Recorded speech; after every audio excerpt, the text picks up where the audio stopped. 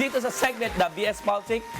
Although nagkawal na pala sibuyas, pag-usapan natin ang reklamong plunder na isinampa ng Office of the Ombudsman laban kay Senador Rodante Marcoleta. May kaugnayan ang reklamo sa hindi pagdeklara ng senador sa 75 million pesos na donasyon sa kampanya noong 2025 elections. Sige, enjoy, eat well, attorney. Bigyan niyo ng tubig. Hindi rin idineklara ni Marcoleta ang milyon-milyong pisong donasyon sa kanyang SALN. Sa ilalim ng batas, maituturing na plunder ang ill-gotten wealth na naaabot na po sa mahigit 50 million pesos. Ipinaraffle na ang reklamo pero wala pang timeline kung kailan maaaring magpalabas ng arrest warrant. Itinuloy ang pagsampa ng reklamo sa kabila ng 3 araw na pagkilos ng Iglesia ni Cristo. Di nagpabuli, hindi nagpasindak. At syempre, hindi lang basta yun, nagdulot pa ng ang pagkilos ng matinding perwisyo sa mga motorista at pasahero matapos sakupin ng iglesia ang bahagi ng EDSA at White Plains. Talagang ibinara yung dalawang bus, Binalad di ba? yung mga bus para lang talagang maximum inconvenience to the public. Correct. Kaya naman ang tanong, tama bang magdulot ng perwisyo at abala ang pagkilos na nanawagan ng accountability pero dinipensahan si Marcoleta na umaming hindi niya idineklara ang donasyon sa kampanya? Ironic ha? Sasagutin natin yan dito lang sa Balat Sibuyas! Naku talaga. Para walang pikon, huwag kang BS. Balat Sibuyas. Sana po, Mahirap. Direk, pakita nyo nga to, Direk. Ayan po. May Pakita nyo to. Wala Oh, na. pala din. Ako lang. Pakita din. Ay, ako, mahirap yan. Sana po 5 minutes Mahirap only. yan. Attorney, ah. Hindi, sige, pag-usapan natin, no. Ito nangyari. Sa akin lang, dapat naging tougher, no, yung government. Pero at least maganda rin. Imagine mo, binalanda rin nila yung bus, tapos unannounced, walang permit, di ba? Kumuha ng late permit. Hindi magandang klaseng ugali yan, di ba? At least yung mga iba dati, yung mga trillion peso march, kumuha sila ng mga permit, no? Itong kay Iglesia ni Cristo wala. Pero pag-isipan lang natin mabuti yung rally na ito, ha? Hindi ba, bakit kaya gusto ko lang malaman na sa ating mga kapatid sa Iglesia ni Cristo na sumama dyan sa rally?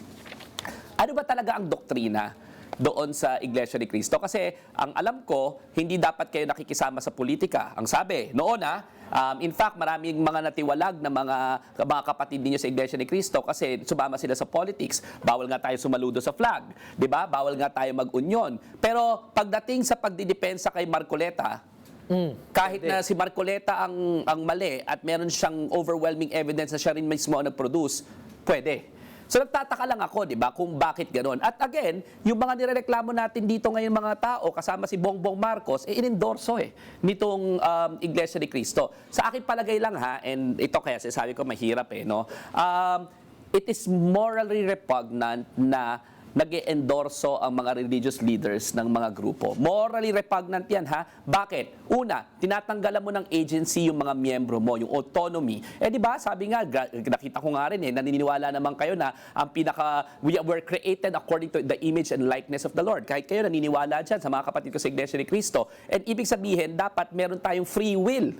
At bakit tinatanggal sa atin yung free will na yan, di ba? Pangalawa, incompatible yan sa ating konstitusyon. Kasi ang presumption ng ating konstitusyon, tayo, meron tayong agency as people, meron tayong autonomy, at tayo mismo nagdedesisyon para sa ating republika, no? At pangatlo, hindi ba morally repugnant na, syempre, religious leader mo yon, di ba? Nag-i-endorso ng specific na pangalan. Natatakot ka for a lot of people kasi meron moral ascendancy yung mga religious leader na baka masunog ka sa impyerno kung hindi mo sundin. 'Di ba? In other words, I think incompatible talaga yung pag-endorse na yan aside from the fact na nagiging na-abuse na sa aking palagay ng Iglesia ni Cristo na hijack ng ating democracy, na hijack ng ang lahat ng marami sa ating mga government officials, sa ating mga halal na mga lingkod bayan. Natatakot tayo sa Iglesia ni Cristo, hindi dapat. So dapat sa aking palagay i-criminalize na ang mga religious ang pag-endorse ng religious leaders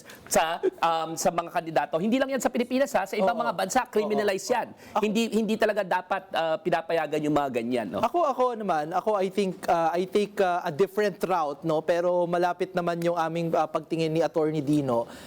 I think una Ang mga protesta naman talaga, naturally, mangpeperwisyo. No? Tama. Tingin ko po ang mga protesta, design talaga yan para medyo agawin yung ating atensyon, para maagaw yung ating atensyon, kailangan makaranas tayo ng disruption, May disruption sa ating talaga. pang-araw-araw na buhay. Kaya ang mga union, halimbawa, bawal ilabas ang mga produkto mula sa factory, haharangan po yan. Magsa-strike. Para ma-disrupt yung aktibidad ng isang pagawaan. Ganon din po sa mga protesta sa lansangan, medyo i-disrupt po natin yung ating mga commuter. Pero ang tanong kasi dito, ano ba ang ipinaglalaban ng protesta? Kasi kapag nasa pagawaan ng union at dinisrupt ang production, ang pakikipaglaban ay para sa mas mataas na sahod, mas magandang kondisyon ng mga manggagawa. Kapag tayo po ay nasa lansangan at medyo inabala natin ang mga commuter dahil gusto nating mapanagot, mapakulong ang mga nakinabang sa pera ng bayan. Pero kapag kayo po ay namerwisyo ng iba, pag kayo po ay nagpoprotesta para proteksyonan ang isang lumabag sa batas, ang isang mismong umamin na tumanggap ng milyong-milyong piso at labag po sa kanyang katungkulan yon, may question kung para saan yung protesta. Hindi maling magprotesta, ang mga protesta maaaring makaperwisyo. Ang tanong at ang mali para kanino at para saan kayo nagpoprotesta. At kahit po sa sa pag-endorso, no, maaari naman siguro, ako tingin ko, ang pinakamalaking kapangyarihan ng isang simbahan sa ating lipunan, sa buhay politika natin, ay yung kakayahan nilang mag-appeal sa ating conscience, no? Pero ang tanong, sino ang kanilang ini-endorso at dapat pag-isipan?